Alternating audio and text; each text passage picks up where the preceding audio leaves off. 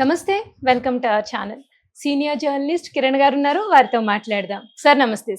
Sir సంధ్యా theatre ఇష్యూపై ఇన్ని రోజులు deputy CM గారు పవన్ కళ్యాణ్ గారు స్పందించలేదు అనే వార్తలకు తెరదించుతూ ఈ రోజు చిట్ చాట్ లో ఆయన మాట్లాడారు. సార్ ఆయన స్పందన ఏంటంటే ఈ ఇష్యూలో టోటల్ అల్లు అర్జున్ ఆ టీమ్దే మిస్టేక్ తప్పితే, రాంగ్ ఉంది తప్పితే సీఎం గారి స్పందన, రేవంత్ రెడ్డి గారి స్పందన కరెక్టే. చట్టం తన పని తాను చేసిపోతూ ఉంటుంది. సో ఇదే ఇష్యూలో రేవంత్ రెడ్డి గారు ఇలాగే తీసుకుంటారు, డెసిషన్ అనేది ఇలాగే తీసుకుంటారు అనే వ్యాఖ్యలు వచ్చేటట్టుగా ఆయన మాట్లాడారు. సార్ దానిపై మీ స్పందన ఏంటి సార్? పవన్ కళ్యాణ్ గారు స్పందనలో మనం ఒక 4 అంశాలుగా మనం విడిగా చూడొచ్చు.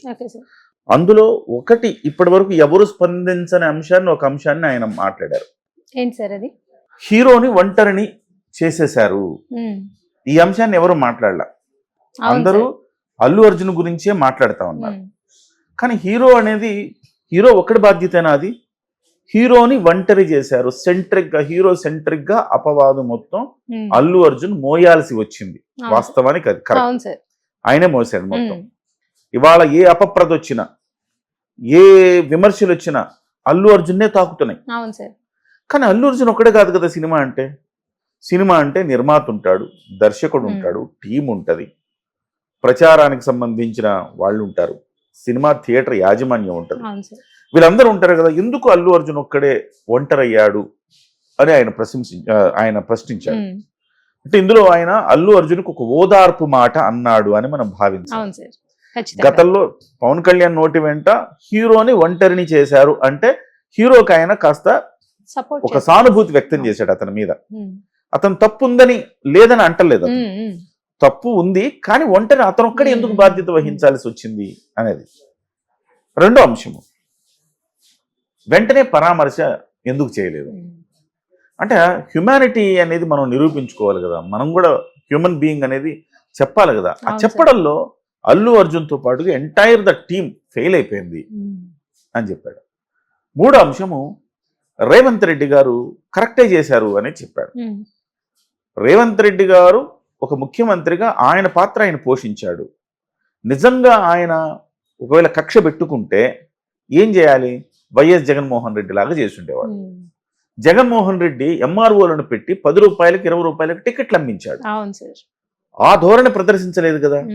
మీకు టికెట్ రేట్లు హైక్ ఇచ్చాడు, బెనిఫిట్ షోలు ఇచ్చాడు, స్పెషల్ షోలు ఇచ్చాడు. వీటితో పాటు హైక్ మామూలుగా 1 వీక్ ఇస్తే 19 డేస్ ఇచ్చాడు. అంటే అంత ఇచ్చినప్పుడు మీరు ప్రోత్సాహం ఇచ్చినట్టే కదా సినిమా ఇండస్ట్రీకి. ఒక సినిమాకి ఇచ్చారంటే ఆటోమేటిక్ ఇండస్ట్రీకి ఇచ్చినట్టే కదా భావించాలి. అంత ప్రోత్సాహం ఇచ్చిన వ్యక్తిని మీరు తప్పెలా పడతాం మనం? చట్టం, న్యాయం, ధర్మం వాటి పని అవి చేసుకెళ్ళాలి. ఈవెన్ నా మీద కేసు పెట్టినా కానీ నేను దాన్ని ఖండించేవాడిని కాదు. ఎస్, నేను బాధ్యుణ్ణి అని చెప్పేవాడిని అని చెప్పాడు. 4వ అంశము, గతంలో లాగా చాలా మంది హీరోలకు ఉంటుంది అభివాదం చేయాలి, నేను అభిమానుల మధ్యలోకి వెళ్ళాలి, సినిమా చూడాలని ఉంటుంది. కానీ వాళ్ళ రోజుల్లో అది వీలు పడే పరిస్థితి కనబడట్లేదు. ఎందుకంటే గతంలో మీకు సోషల్ మీడియా లేదు. ఇంత హీరో ఏ థియేటర్కి వస్తున్నాడో కూడా సరిగ్గా తెలియదు ఎవరికి, ఏ షోకి వస్తున్నాడో కూడా సరిగ్గా తెలియదు ఎవరికి.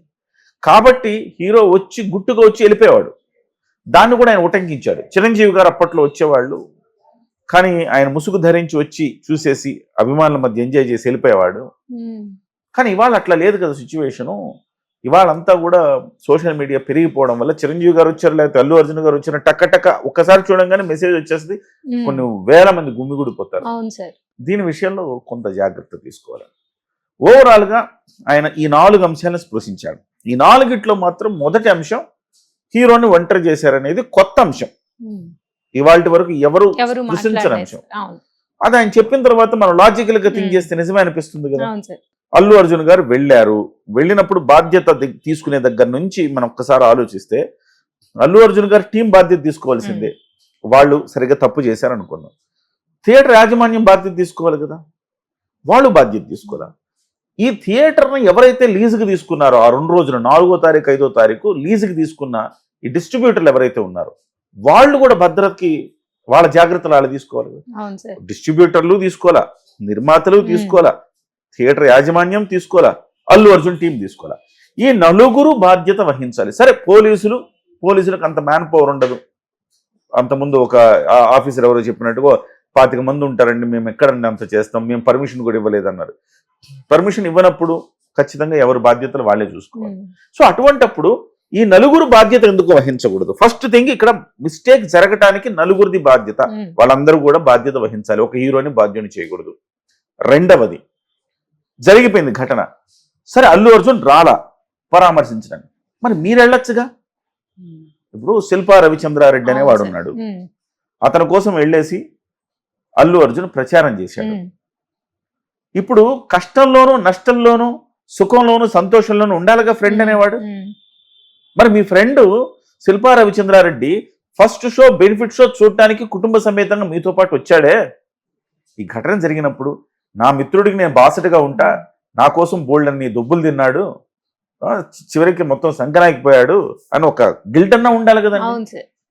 ఇవాళ ఎందుకు ఇంత నెగిటివ్ ప్రచారం వచ్చింది?